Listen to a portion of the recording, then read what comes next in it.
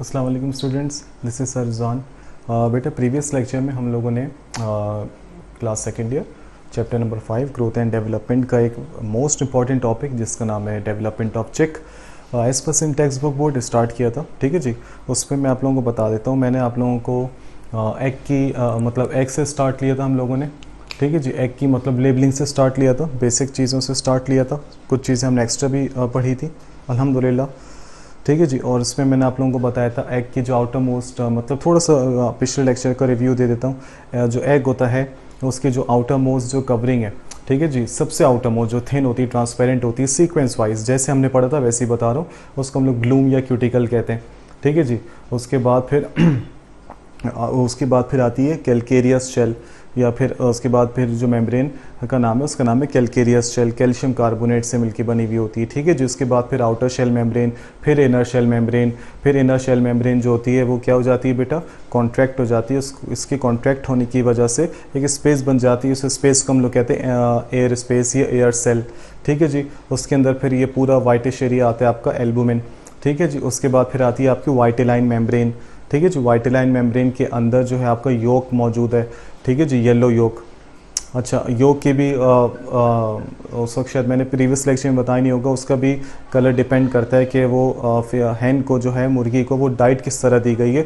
जितनी अच्छी डाइट है तो समझो उसका जो योक है उतना ही ज़्यादा डार्क ऑरेंज निकलता है, और लाइट ऑरेंज का मतलब है उसकी डाइट ज़रा कम रखी गई थी। तो योक भी तगड़ा और कम तगड़ा, इसकी भी ज़रा टाइप्स होती हैं। ठीक है जी, मोर स्ट्रॉन्गर और मतलब वीक नहीं है, मैं कहूँगा बहुत अच्छा और अच्छा। तो बहुत अच्छा डार्क ऑरेंज, अच्छा ऑरेंज, लाइट ऑरेंज। ठीक है जी, तो मैं ये येलो यो की बात कर रहा था। अच्छा जी, येलोइश ऑरेंज भी कह सकते हैं, होता हूँ मसला नहीं है, वो बेसिकली वैसे ऑरेंज होता है वो।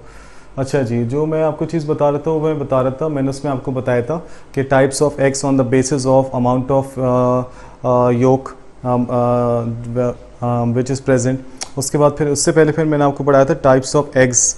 ठीक है जी, अच्छा आज भी उसका थोड़ा सा जिक्र है। बस उससे पहले मैं आपको जो मैंने प्रीवियस लेक्चर के बिल्कुल एंड में कहा था कि एक आध चीज़ रहेगा ये लेबलिंग में बताने के लिए, वो मौजूद है यहाँ पे वाइट बोर्ड पे, येलो योक और जर्मिनल डिस्क। ये तो चलो आसान है, ये है ज़रा चीज़, काफ़ी चीज़ें इसमें है बताने वाली। हम लोग कहते हैं ना यार अंडे की जर्दी इतनी क्यों ज़रूरी है। अक्सर बच्चे भी मतलब वालिदैन बच्चों को कहते हैं चलो ये सफ़ेदी छोड़ दो, ये जर्दी खा लो। सफ़ेदी की अपनी इंपॉर्टेंस है, पूरा अंडा ज़रूरी है भाई, लेकिन येलो योग जो है उसकी इंपॉर्टेंस बताऊं क्यों ज़रूरी है। अब अगर आप इसको सामने देखो तो बेटा ये चीज़ है येलो योग। बेटा इसमें वाइटामिन हैं, मिनरल्स हैं, फैट्स हैं इसमें एज़ कम्पेयर टू वाइट योग। ये वाइट योग के कंपेरिजन में इसके पास वाटर कम है, नीचे का एरो का मतलब कम, ऊपर एरो मतलब ज़्यादा। वाइट योग के कंपैरिजन में इसके पास वाटर कम, प्रोटीन ज़्यादा। प्रोटीन उसके पास भी, लेकिन येलो योग के पास उस जो है वो वाइट योग से भी ज़्यादा प्रोटीन है। ठीक है जी, आयरन होता है, विटामिन ए है, विटामिन डी है, राइबोफ्लेविन है जिसको विटामिन B2 भी कहते हैं, थायमीन है, कैल्शियम है, फास्फोरस है, आयरन है, और एक और फैटी सब्सटेंस है जिसका नाम है लेसिथिन। ठीक है जी, तो ये कुछ की पॉइंट थे, मैंने कहा आपको बता दूं। इसमें लेसिथिन का जब भी जिक्र है तो ब्रैकेट में लिखा फैट की बात हो रही है, ये इसका एक और नाम है राइबोफ्लेविन का। तो ये कंटेंट्स हैं येलो योग के, तो ये अपने पास अच्छे से नोट कर लेना, तो येलो योग में ये सब चीज़ें मौजूद हैं। ठीक है जी, एक ये वाला पॉइंट भी अच्छा है।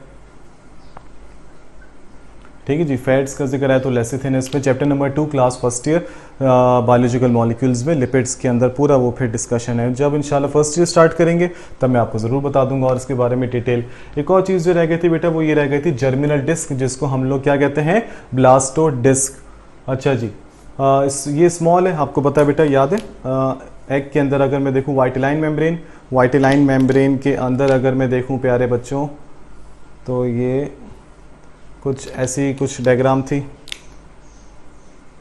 ये जो कहलाती है वो है आपकी जर्मिनल डिस्क। मैंने आपको बताया था A/V का फॉर्मूला, जहाँ पे जर्मिनल डिस्क मौजूद है एनिमल पोल, और जो पूरे हिस्से में जो योग मौजूद है, योग की कंसंट्रेशन है वो कहलाता है वेजिटल पोल। ठीक है, जब वो बात की चीज़ें योग कैसे टेलोलेसिथल टाइप है, आइसोलेसिथल टाइप है या सेंट्रोलेसिथल टाइप है। ठीक है जी, वो आपको यकीनन याद होगा। मैं दोबारा बता देता हूँ, आइसोलेसिथल में योग की कंसंट्रेशन कम है और वो पूरे एग में यूनिफॉर्मली डिस्ट्रीब्यूट हुआ हुआ है। ठीक है जी, याद है ना। आइसोलेसिथल या होमोलेसिथल में जो योग की कंसंट्रेशन कम, योग की कंसंट्रेशन कम, यूनिफॉर्मली डिस्ट्रीब्यूट हुआ हुआ है ऑल अराउंड द एग। ठीक है जी। जो टीलोलेसिथल है उसमें लार्ज अमाउंट ऑफ या मैसिव अमाउंट ऑफ, मतलब मॉडरेट से वो है मैसिव है, ठीक है जी, जिसकी एक और मतलब जिसके अंदर सब हेडिंग आती है पॉलीलेसिथल टाइप मैनी, ठीक है जी। और जो सेंट्रोलेसिथल है उसमें योग की कंसंट्रेशन सेंटर में बहुत ज़्यादा मौजूद है। तो ये सब चीज़ें थी, उसमें मैंने आपको बताया भी था। अच्छा बेटा क्या लिखा हुआ है, स्मॉल स्मॉल, ठीक है, स्मॉल है, सर्कुलर सर्कुलर है, वाइट स्पॉट होता है, बहुत छोटा सा होता है 2 से 3 मिलीमीटर। आप ज़रा नेचर की पावर चेक करो, 2 से 3 मिलीमीटर जो चीज़ है उसको हम लोग क्या कहते थे पिछले लेक्चर में, living part of the egg. Egg का जो पूरा पार्ट है मैंने आपको क्या बताया था, हम पहुंचेंगे तो ऊपर से अंदर तक, अंदर में भी एक ऐसी चीज़ है जो कि सिर्फ 2 से 3 मिलीमीटर जितनी है, और वही आगे जाके क्या बनाती है सर, ब्लास्टोडिस्क जिसको कहते हैं, वही आगे जाके ये जो लिविंग कंपोनेंट होता है वही आगे जाके एम्ब्रियो बनाती है। एम्ब्रियो उसके बाद फिर पूरा एक आप कह सकते हो कि पूरा ऑर्गेनिज्म, ठीक है जी। तो ये वो जगह है जहाँ पे वो जो मतलब वो जो लिविंग मैटर है, ये वो जगह है जहाँ पे वो जो डेवलपिंग एम्ब्रियो है उसका न्यूक्लियस मौजूद है। न्यूक्लियस इज हियर और स्पर्म एंटर्स द एग, ठीक है जी।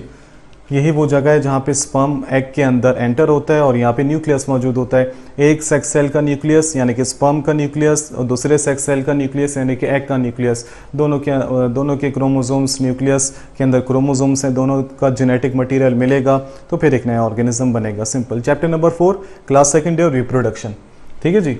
यहाँ तक बात समझ में आ गई बेटा।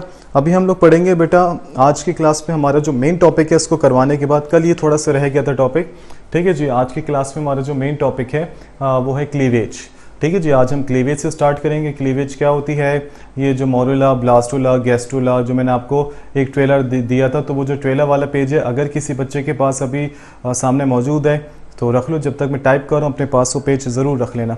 कोशिश ये किया करो कि जैसे वाइट बोर्ड के स्पेशल लेक्चर्स होते हैं उनको इनकी स्नैपशॉट ले लिया करो जब भी कुछ ज़्यादा लिखवाऊँ, या मैं अब जाहिर सी बात है ऑडियो को तो थोड़ा मुश्किल ही हो जाता है, अभी आसानी है आप लोगों के पास, मैं इसलिए साइड पे भी हो जाता हूँ ताकि आप आराम से उसको छापते रहो, या स्नैपशॉट ले लिया करो उसकी, ठीक है जी। एक पिक्चर ले लोगे तो आसानी हो जाएगी फिर।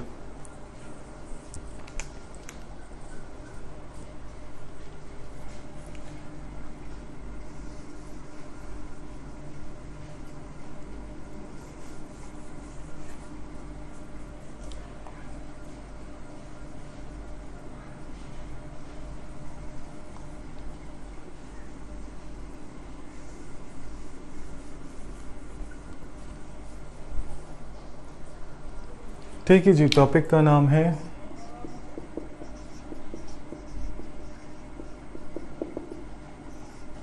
टॉपिक का नाम क्या है बेटा, क्लीवेज। अभी क्लीवेज क्या होती है सर, कुछ आइडिया तुम लोगों को? देखो जो क्लीवेज है ना, क्लीवेज को सबसे आसान लफ्ज़ों में अगर मैं डिफाइन करूं, क्लीवेज का मतलब होता है series of repeated mitotic divisions, series of repeated mitotic divisions. अब क्या मतलब, एक मिनट ज़रा मैं ये माइक का देख लूँ। अच्छा क्लीवेज,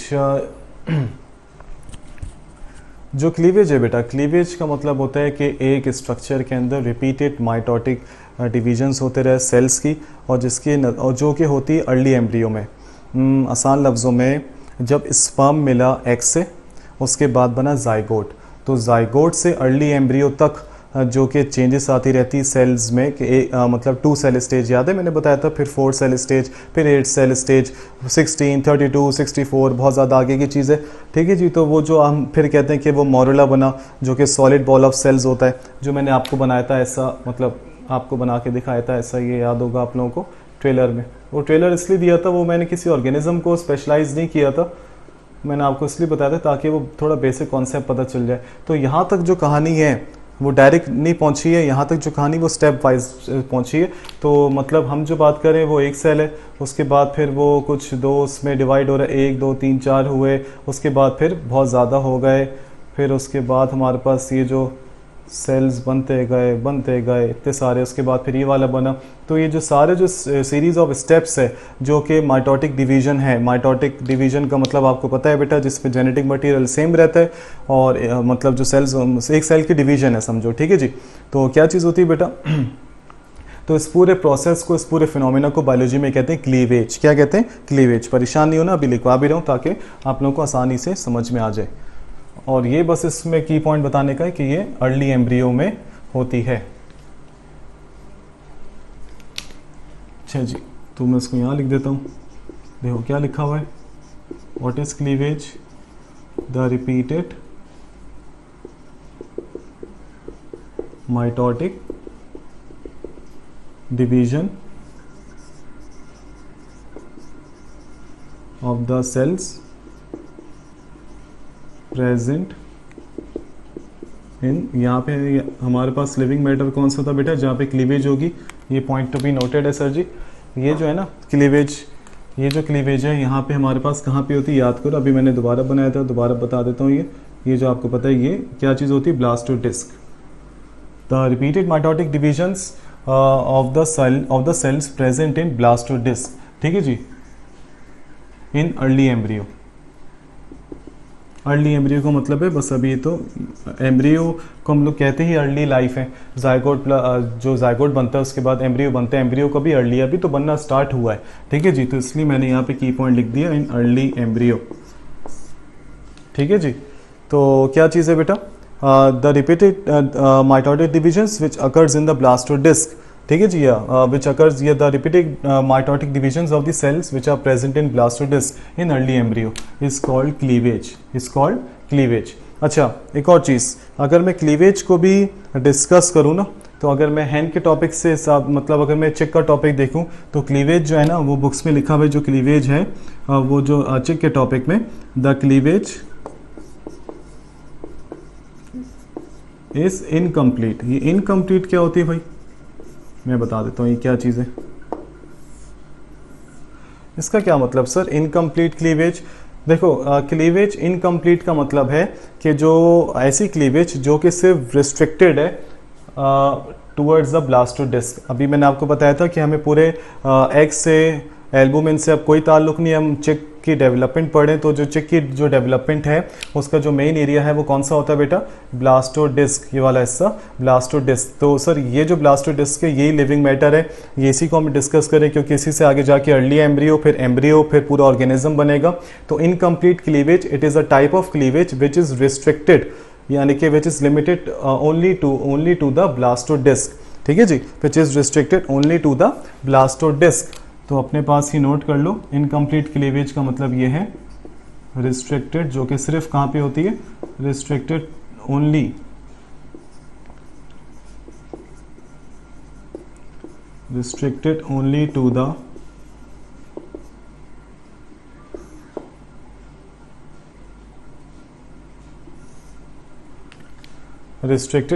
टू द ब्लास्टोडिस्क, ठीक है जी, बात समझ में आई है। तो ये जो मैंने आपको जो क्लीवेज बताई है ये इनकम्प्लीट है, द क्लीवेज इज इनकम्प्लीट। और ये जो इनकम्प्लीट जो क्लीवेज है उसको क्यों कहते हैं, the cleavage in the blastodisc is known as incomplete cleavage because the cells are not separated. और इसको हम लोग इनकम्प्लीट भी क्यों कहते हैं, मैं आपको वो भी वजह बता देता हूँ। इनकम्प्लीट की एक और भी वजह है बेटा कि जिसमें जो सेल्स जो डिवाइड होते हैं वो कम्प्लीटली सेपरेट नहीं हो पाते।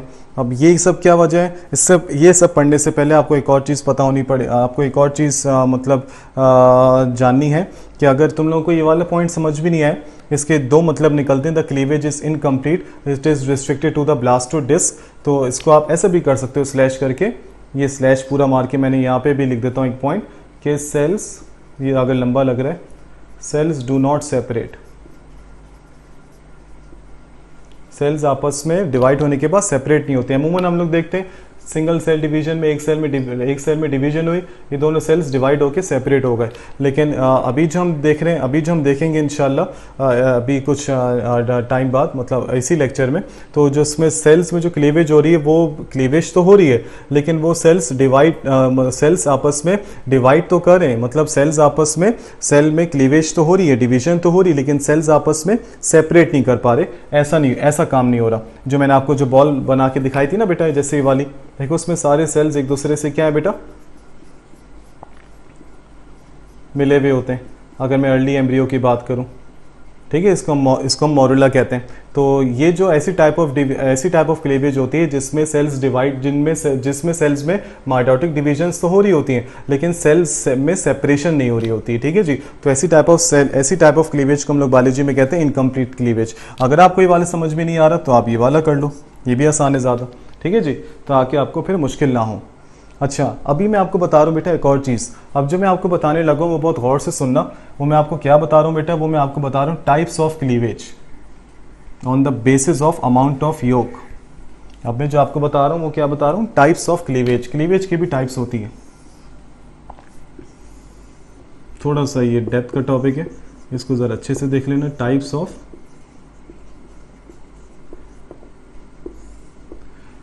ऑफ क्लीवेज, ठीक है जी। टाइप्स ऑफ क्लीवेज में मैं आपको एक चीज़ बताता हूँ।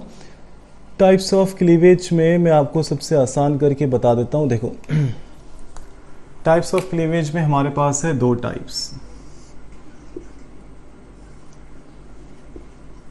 पहली टाइप का नाम होता है होलोब्लास्टिक क्लीवेज। इन दोनों का फ़र्क भी पता चल जाएगा आपको।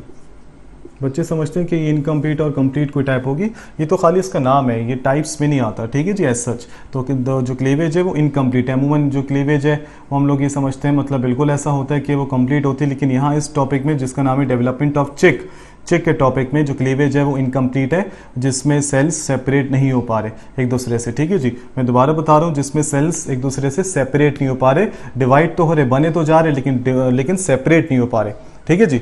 और ये कोई मतलब कोई आप ये मत समझो कि ये कोई एबनॉर्मेलिटी है, ये जो नेचुरल प्रोसेस है वही बता रहा हूँ। जहाँ कोई एबनॉर्मेलिटी या कोई चेंज हट कर आएगा वो ज़रूर बता दूंगा कि नहीं भाई ये कोई मसला है, ठीक है जी।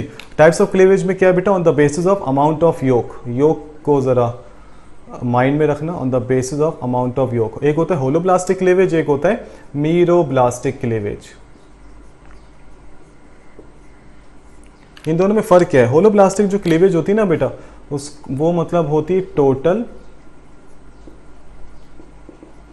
या इंटायर क्लीवेज। टोटल या इंटायर क्लीवेज का मतलब ही बता देता हूं मैं आपको। पहले इसको भी जरा लिखवा दूं। मीरोब्लास्टिक जो क्लीवेज होती है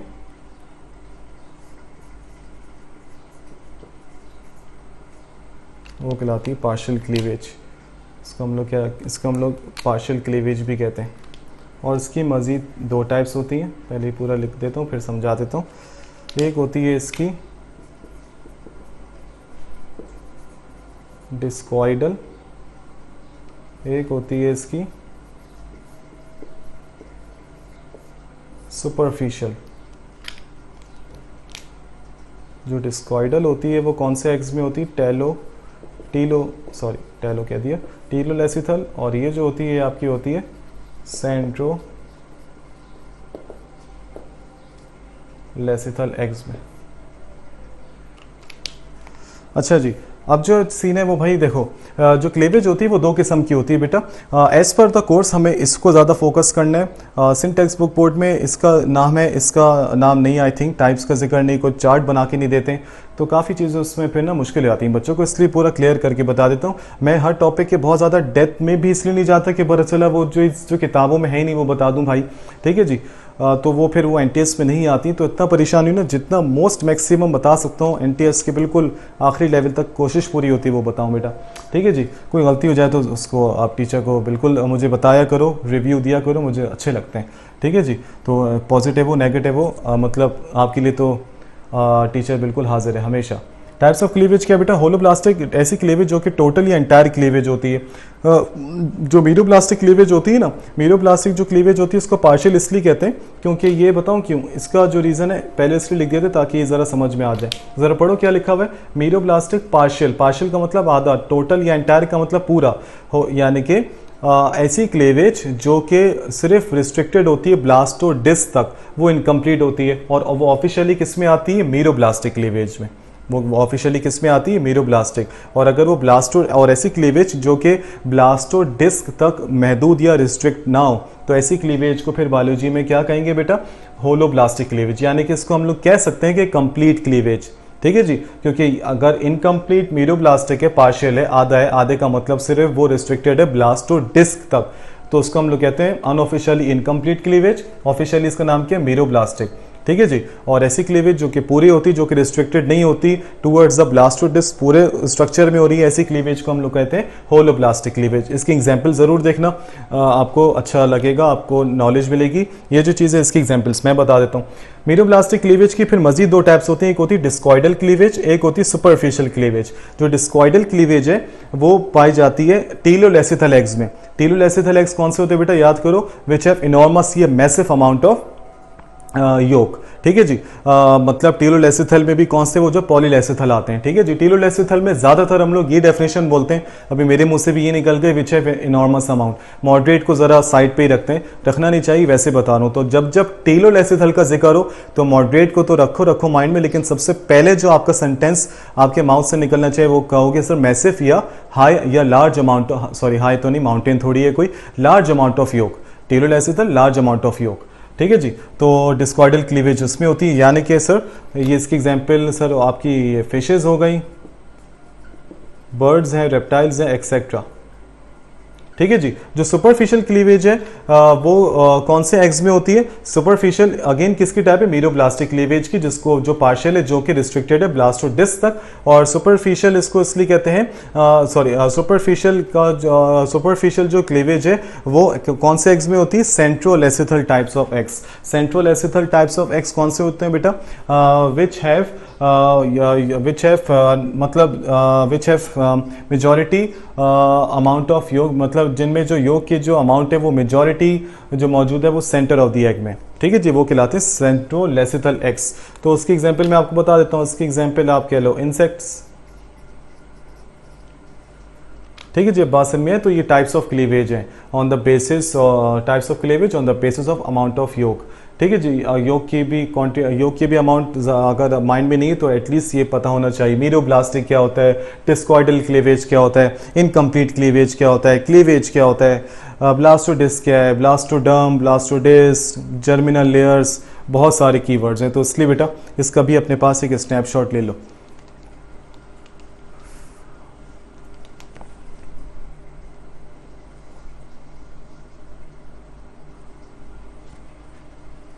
ठीक है जी।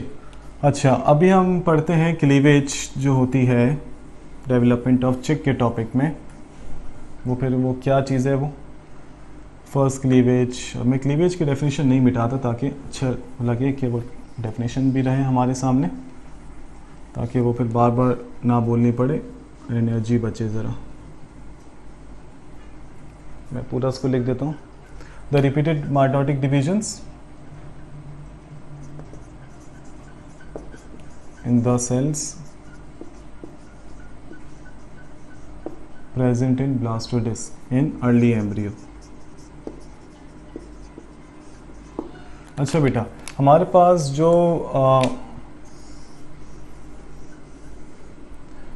अब जो चीज़ है वो है बेटा, सबसे पहले मैं आपको बता देता हूँ। अब जो हमारे पास चीज़ है वो है फर्स्ट क्लीवेज। क्या है बेटा? First cleavage. मैं अपने हिसाब से भी देख लेता हूँ, कुछ वह तो नहीं गया बताने के लिए। नहीं, कुछ नहीं रहा। अच्छा जी, तो अभी हमारी जो सबसे फर्स्ट हेडिंग है वो हमारे पास सबसे फर्स्ट हेडिंग है, आपका अल्लाह भला करे, जिसका नाम है शुरू की जो दो क्लीवेज है, फर्स्ट टू, एक सेल है आपके पास, ठीक है जी। जैसे भी वो फिर डायग्राम बनाना चाहो। देखो भाई, ये एक आपके पास एक स्ट्रक्चर है, बॉल लाइक स्ट्रक्चर है, ठीक है जी। क्लीवेज होती है स्पर्म प्लस एग का मिलने के बाद, यानी कि क्लीवेज होती है फर्टिलाइजेशन के बाद। फर्टिलाइजेशन का मतलब क्या है? The fusion of male gametes and female gametes. उस प्रोसेस का नाम होता है फर्टिलाइजेशन। फर्टिलाइजेशन के नतीजे में क्या बना? जायगोट बना। तो जायगोट से लेके फिर अर्ली एम्ब्रियो, फिर एम्ब्रियो, तो जायगोट से लेके जब तक उसकी जर्मिनल लेयर्स ना बन जाएं। एक और डेफिनेशन आ गई देखो क्लीवेज की, तो कि मतलब वो रास्ता जो कि वो प्रोसेस जो कि जायगोट से लेके आपको जर्मिनल लेयर्स तक पहुंचा रहा है, वो पूरे प्रोसेस या फिनोमेना का नाम होता है क्लीवेज, ठीक है जी। तो क्लीवेज के नतीजे में बहुत सारे सेल्स बन जाते हैं। उन सारे सेल्स को हम लोग कलेक्टिवली ब्लास्टोमेयर्स भी कहते हैं। क्या कहते हैं? स्पेशली ब्लास्टोमेयर्स, क्योंकि स्पेशली उसको शुरू से कहना स्टार्ट कर देते हैं, लेकिन उसका जो एक्चुअल जो पता लगता है वो हमें एक स्टेज है जिसका नाम होता है ब्लास्टुला, ठीक है जी। मोरुला, ब्लास्टुला, गैस्टुला, ठीक है जी। तो लेकिन आप शुरू से स्टेज में कह सकते हो, मोरेला में भी क्या आप कह सकते हो, कोई टेंशन की बात नहीं है। अमूमन बच्चे इसको समझते हैं इसका सिर्फ ताल्लुक, स्पेशली ताल्लुक है ब्लास्टुला से, ऐसी कोई बात नहीं है। ठीक है जी। देखो सबसे जो पहली क्लेवेज हुई वो बताऊं कैसे हुई बेटा, वो राइट एंगल पे हुई। एक फॉर एग्जाम्पल एक सेल था, उसमें ये पहली क्लेवेज हुई राइट एंगल पे, वर्टिकल, मतलब ये वर्टिकली हुई, तो सर इसका एंगल क्या बना, वर्टिकल जो बनी उसकी वजह से इसका एंगल क्या बना, राइट एंगल। और फिर दूसरी क्लेवेज हुई। अब ज़रा तुम चेक करो कितने सेल्स मिल गए आपके पास, एक सेल, दो सेल, तीसरा सेल, चौथा सेल्स। ठीक है जी। तो हमने यहाँ पे पहली जो दो क्लेवेजेस हैं वो मतलब जो फर्स्ट टाइम है वो एक पहली क्लेवेज हुई, दो सेल बने, 2 सेल स्टेज। याद करो जो मैंने आपको ट्रेलर बताया था, 2 सेल स्टेज। उसके बाद फिर क्या बना बेटा, 4 सेल स्टेज। तो ये कितने सेल स्टेज हो गई, 4 सेल। एक से अगर दो बन रहे हैं तो 2 से कितने बन जाएंगे, 4, 2 2 ज़ा 4। ठीक है जी। तो उसमें अपने पास ही नोट कर लेना, जो फर्स्ट 2 क्लीवेज हैं वो they occur at right angle to each other, as a result 4 cells are formed. कितने सेल्स बन गए बेटा हमारे पास 4 सेल्स आर फॉर्म्ड। ये जो 4 सेल्स हैं आप इनको क्या कहते हो, ब्लास्टोमेयर्स भी कह लेते हो। क्या कहते हो बेटा, ब्लास्टोमेयर्स। मैं इनको बता देता हूँ, ये जो सारे जो सेल्स हैं उनको हम लोग कलेक्टिवली क्या कहते हैं, ब्लास्टोमेयर्स। यहाँ से कह लो, अगली स्टेज से कह लो, कोई टेंशन की बात नहीं, रिलैक्स रहो, सुकून से रहो, खुश रहो। ठीक है जी। ये फर्स्ट 2 क्लेवेज है। ठीक है जी। ये जो उसके बाद फिर आपकी फर्स्ट 2 क्लेवेज के बाद मतलब पहली हो गई, दूसरी हो गई, इन दोनों को कंबाइन बता दिया। अब उसके बाद होगी बेटा थर्ड क्लीवेज। कौन सी होगी बेटा, थर्ड क्लीवेज। सेकंड मत बोल देना, सेकंड बीसी में ही है। अच्छा जी। अभी हमारे पास जरा नोट करना, जो क्लीवेज हो रही है, और क्लीवेज क्या है बेटा, रिपीटेड माइटोटिक, रिपीटेड बार बार mitotic division in the cell. ठीक है। और ये सब काम कहाँ पे हो रहा है प्यारे बच्चों, ब्लास्टोडिस्क। थर्ड जो क्लीवेज है बेटा वो होती है हॉरिजॉन्टल प्लेन पे। पहले वर्टिकल फिर हॉरिजॉन्टल, और इसकी वजह से कितने सेल्स बनते हैं या कितने ब्लास्टोमेयर्स बनते हैं, 8 cells are formed. As a result 8 cells are formed. पहले जो सेल्स थे ऐसी हुई, उसके बाद इनमें ऐसी हो गई, तो उसके नतीजे में हमारे पास बेटा कितने सेल्स बन गए, 1 2 3 4 5 6। ठीक है जी। ये 6 तो बन गए, लेकिन मैंने बहुत बुरा बनाए, इसको भी छोड़ो, बल्कि और आसान। पहले जो क्लीवेज हुई उसमें उसने ऐसी हुई, ऐसे हुई, इसकी वजह से कितने सेल्स बन गए, 4 बन गए। ठीक है जी। उसके बाद उसी 4 को आपने ऐसा हॉरिजॉन्टल काटा, तो वही 4 आपको नीचे मिल गए। तो 4/4 इज इक्वल्स टू, ये डिवाइड वाला अपॉन नहीं है, ये प्लस वाला अपॉन है, तो 4 + 4। ठीक है जी। शुरू के जो जैसे बन गए थे आपने उसको हॉरिजॉन्टल प्लेन पे काट दिया, तो एज इट इज आपको नीचे भी मिल गए। सॉरी फॉर द डायग्राम, अच्छी नहीं बनाई थी, सॉरी। ठीक है जी। तो आपको कितने सेल्स मिल गए, 8 सेल्स आर फॉर्म्ड। ठीक है जी। तो ये आपकी कौन सी हो गई बेटा, थर्ड क्लीवेज हो गई। तो सर मेरी बात सुने, आप कितनी क्लीवेजेस पढ़ाएंगे, अब कोई और मजीद कोई नंबरिंग नहीं है। फर्स्ट 2 क्लीवेज हो गई, मतलब पहली दूसरी को हमने कंबाइन करके हेडिंग बना दी फर्स्ट 2 क्लीवेज। उसके बाद हमने हेडिंग बना दी थर्ड क्लीवेज। थर्ड क्लीवेज का की पॉइंट क्या है, हॉरिजॉन्टल प्लेन पे होती है। कितने सेल्स या कितने ब्लास्टोमेयर्स बनते हैं, 8 सेल्स या 8 ब्लास्टोमेयर्स। फर्स्ट 2 क्लीवेज का क्या था, राइट एंगल पे होती है और वर्टिकल होती है, जिसके नतीजे में कितने ब्लास्टोमेयर्स बनते हैं या कितने सेल्स बनते हैं, जो भी आसानी बोल दो, ऑफिशियली ब्लास्टोमेयर्स हैं। तो क्या कितने सेल्स बन गए थे बेटा आपके पास, 4 सेल्स बन गए थे। ठीक है जी। 2 सेल तो थे ना आपके पास, क्योंकि जायगोट था ना। अब बच्चे ये पूछे कि सर 2 सेल क्यों नहीं, 2 सेल से क्यों नहीं स्टार्ट लिया आपने, 2 सेल से तो स्टार्ट ले चुके थे हम लोग। जायगोट क्या है, 2 सेल की कॉम्बिनेशन ही तो है, एक आपका सेल स्पर्म, दूसरा आपका खुद एग है। ठीक है जी। तो हमने स्टार्ट लिया था जायगोट से ही। ठीक है जी। अच्छा, उसके बाद अब जो रिमेनिंग जो क्लीवेज रह जाती है, ठीक है जी, जो रिमेनिंग जो क्लीवेज रहती है हमारे पास, उसको पहले हम कहाँ लिखें, इधर ही लिख दें, बल्कि यहाँ लिख देता हूँ यार, ताकि आप लोगों को एक साथ ही सही रह जाए। वो मैं सोच रहा था। देखो पहले ही आपकी हेडिंग इसकी ये बनी, दूसरी हेडिंग ये बनी, तीसरी मैं इधर ही लिख देता हूँ। जो remaining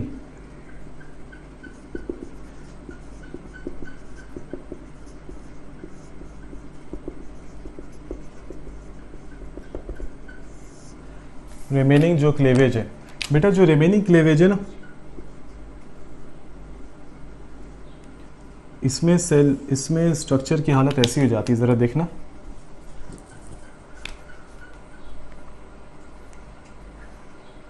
again sorry for the diagram, जितना अच्छी पहले थी अब उतनी बकवास डायग्राम हो गई है, बस सॉरी।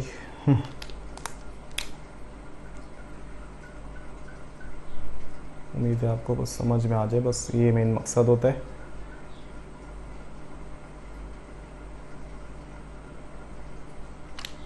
इससे आपको क्या पता चला बेटा, ये जो रिमेनिंग क्लेवेज है ना बेटा, ये अब हमें जो ऑफिशियली जो हमारा जो मेन मकसद होता है पढ़ने का, वो ये होता है कि हम लोग एटलीस्ट पढ़ लें फर्स्ट 2 क्लेवेजेस और थर्ड क्लेवेज का तो समझ में आ जाए। जो बाकी की जो क्लेवेज होती है बेटा, द रिमेनिंग क्लेवेज जो होती है वो इरेगुलर होती है, ठीक है जी। उसके नतीजे में वो जो सेल्स बनते हैं ना, ठीक है जी, उसको हम लोग ब्लास्टोमेयर्स, वही वाली बात है, लेकिन उसके नतीजे में जो सेल्स की जो ऊपर पूरी जो लेयर बन जाती है उसको ब्लास्टोडर्म भी कहते हैं। अभी मैं ब्लास्टोडर्म का असली तो जिक्र नहीं करूँगा, सिर्फ मैं हल्का सा जिक्र एक बता रहा हूँ कि जो रिमेनिंग जो क्लेवेजेस है वो इरेगुलर होती हैं, क्योंकि आपका जो फोकस था पहले इन दोनों का था, एक उसको प्लेन पे लेके खड़ा कर दिया, 8 सेल्स बन गए, उसके बाद फिर होती रहती हैं इरेगुलर है, ठीक है जी। जिसके नतीजे में ये क्या बन गया बेटा, पूरा एक आपके पास ऐसा स्ट्रक्चर बन गया। इरेगुलर ज़रूर लिखना। इरेगुलर के नतीजे में बेटा मतलब शुरू में तो ऑफिशियल काम हो रहा था, थर्ड में कोई बुरी चीज़ नहीं, कोई बीमारी या कोई एबनॉर्मेलिटी नहीं है भाई, बस ये इरेगुलर इसलिए होती ताकि ज़्यादा से ज़्यादा बनते रहें। मतलब क्या था कि हम किसी ऑफिस में गए, फर्स्ट टाइम हमने वो देखा, हाँ भाई ऐसा काम होता है, ठीक है जी, बहुत से बहुत दूसरी बार और देख लिया, तीसरी बार तो बस अब धड़ हम खुद ही काम करेंगे, ठीक है जी। लेकिन वो गलत नहीं होगा भाई, अब हमारी स्पीड बढ़ गई है, रेगुलर हो गया रिमेनिंग क्लेवेज, जिसकी वजह से जो सेल्स होते हैं ना, जो ब्लास्टोमेयर्स हैं, उनके ऊपर मतलब वो जो एक पूरी जो लेयर बन जाती है, ग्रुप ऑफ सेल्स की जो लेयर है, उस लेयर को हम लोग बायोलॉजी में कहते हैं ब्लास्टोडर्म। इस लेयर का आगे बहुत जिक्र आएगा, इसलिए अभी से बता देता हूँ, ठीक है जी। ब्लास्ट कहते हैं जर्मिनल लेयर्स को, डर्म कहते हैं स्किन को या अपर सरफेस को, तो यही फिर ब्लास्टोडर्म, वो एपीब्लास्ट, हाइपोब्लास्ट, फिर एक्टोडर्म, मीजोडर्म, एंडोडर्म। तो अभी जिक्र इसलिए कर दिया कि जो आपके पास पूरा जो बॉल बन गई ग्रुप ऑफ सेल्स की, या जो इरेगुलर है, जो रिमेनिंग क्लेवेजेस हो गई हैं, उसके नतीजे में जो हर सेल के यानी कि जो पूरा जो स्ट्रक्चर है, जितने भी उसके अंदर सेल्स आ रहे हैं, जितने भी, फॉर एग्जांपल यहाँ पे 100 सेल्स आ रहे हैं, उन सब की जो ऊपर उन सब की जो लेयर है, उन सब की जो ब्लास्टोमेयर्स की जो लेयर है, उसको हम लोग कहते हैं ब्लास्टोडर्म। क्या कहते हैं? ब्लास्टोडर्म। इसके नतीजे में क्या हुआ बेटा, यहाँ पे जितनी भी सेल्स हैं उन सब के पास न्यूक्लियस है, ठीक है जी। यहाँ पे जितनी भी सेल्स हैं, और हर सेल के अंदर बेटा मेन चीज़ क्या होती है? साइटोप्लाज्म। क्या चीज़ होती है बेटा? साइटोप्लाज्म। यहाँ पे अगर 100 सेल्स हैं तो हर सेल के पास अपना साइटोप्लाज्म हो गया, और साइटोप्लाज्म अब क्या हो गया, हर सेल में तकरीबन पहुँच गया। पहले इतना बड़ा सेल था, उसमें 4 सेल आए, तो 4 सेल में साइटोप्लाज्म थोड़ा बहुत सबको थोड़ा सा मिला हुआ था, देखो ना यहाँ पे, ठीक है जी। उसके बाद 8 सेल्स आए तो साइटोप्लाज्म और डिवाइड हो गया। अब फॉर एग्जांपल हमारे पास जो ये जो क्लेवेज है, ये पूरी एक उसने एक जितनी एक स्ट्रक्चर किया, बॉल की कैपेसिटी उतनी ही उसके अंदर क्या बना दिए? सेल्स बना दिए, ये ब्लास्टोमेयर्स बना दिए। फॉर एग्जाम्पल पहले इतना बड़ा सेल था, फॉर एग्जाम्पल पहले इतना बड़ा स्ट्रक्चर था, उसके अंदर 4 सेल थे, फिर 8 सेल हुए, तो फिर अब क्या हो गया, अब जो ये पूरा जो स्ट्रक्चर है, जो पूरी बॉल है, उसकी पूरी कैपेसिटी के हिसाब से पूरे सेल्स उसके अंदर भर गए, और हर सेल के अंदर अपना जो साइटोप्लाज्म में मौजूद है। इस पूरे फिनोमेना को बायोलॉजी में कहते हैं साइटोप्लाज्मिक लोकलाइजेशन। यहाँ लिख देता हूँ मैं इसका नाम। इस पूरे फिनोमेना को बायोलॉजी में कहते हैं cytoplasmic localization. What is cytoplasmic localisation?